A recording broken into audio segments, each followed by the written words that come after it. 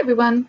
So I just wanted to talk a second about the structure of the Hebrew Scriptures, which please always keep in mind when we're talking about Judaism, we're talking about the Hebrew Scriptures and not the Christian Bible. All right. So the Hebrew Scriptures are mostly what is called the Old Testament in Christianity, but they're in a different order, and they don't refer to the coming of Jesus. Right? So they're not understood that way at all. All right, so the structure of Jewish scripture. Number one, we have the Torah. The Torah is the first 5 books: Genesis, Exodus, Numbers, Leviticus, Deuteronomy.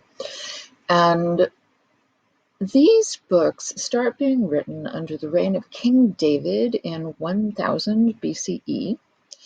And when you're reading them, you'll notice that there are all sorts of weird overlaps and contradictions and things that seem to come from nowhere.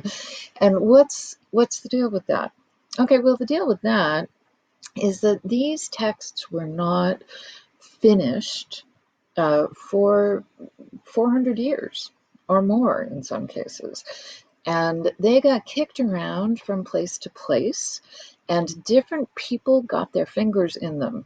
So a text that starts off with like a really cool story, for example, let's say the flood, will end up amid these sort of strange rules about rituals and things that sort of wander off, and it's like, what's going on? It's like, well, it's because you're seeing all these different authors, right? And each of these authors has a different spin, which is why you end up with these glaring contradictions in the Hebrew scripture, to the point where for a while there are actually 2 capitals in Israel and they hate each other, right? It's a north-south problem, but they're both writing the book. Right? So this means that you have people going, oh, the king down there is awful. And then you get like 2 pages later, oh, the king up there sucks. It's like, because they're enemies contributing to the same document. All right. So the Torah, many, many, many years in the making, and lots of authors, lots of contradictions. Number 2.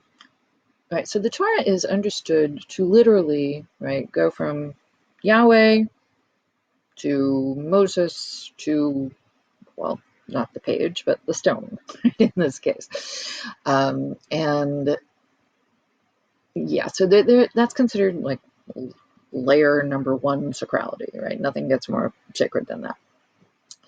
Then the rest of the Hebrew scriptures are understood to be sort of layer number 2 sacrality.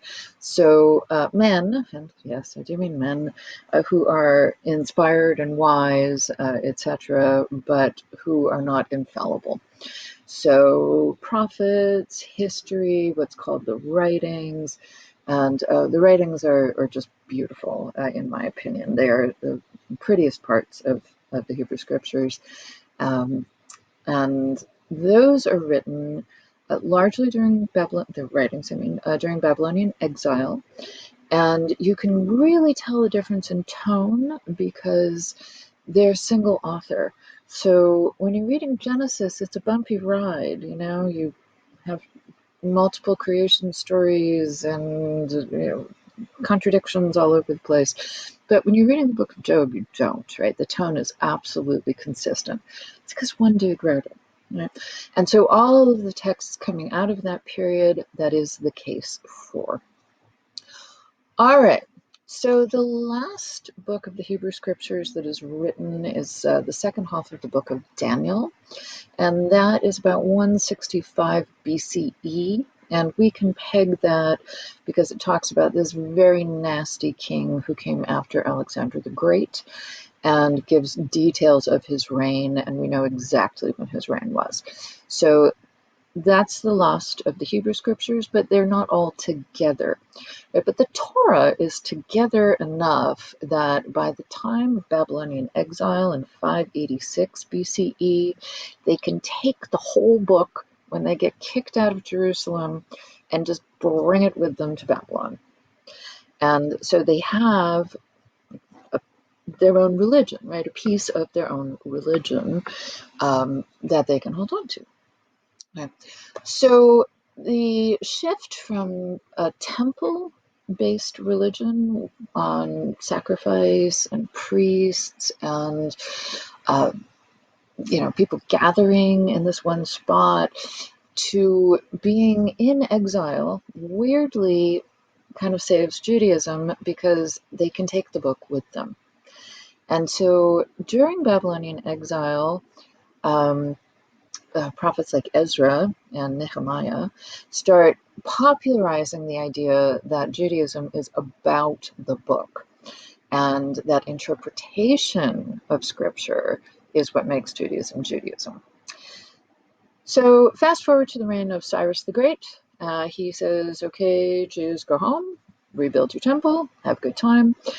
And so now we have simultaneously a temple and a book, right? I mean, just the Torah, not the full Hebrew scriptures.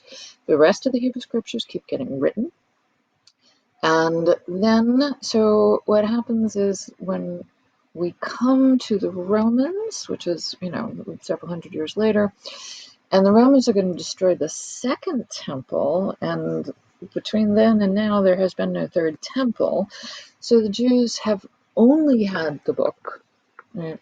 And so the idea of Judaism being a religion of the book rather than the place, right, takes over. And books are portable, right? Unlike temples, you can't throw them in your backpack and move to Poland, but you can with a book. And so so this history of interpretation of the sacred scripture is going to become the third level of sacrality. And this is called the Talmud. And the Talmud is writing about writing, basically. So it's scripture. It's a bunch of rabbis who, again, are just understood to be, totally fallible, and they often disagree. But the idea that you literally you take stories and then this rabbi says this about that, half a sentence, hands to God, half a sentence, and then that rabbi says, no, you're wrong, it means this, and this rabbi says, well, that reminds me of an angel over here in the book of blah blah blah, and so whoa, right? They know the text so well they can just grab these things out of the air, right? So it's very wild.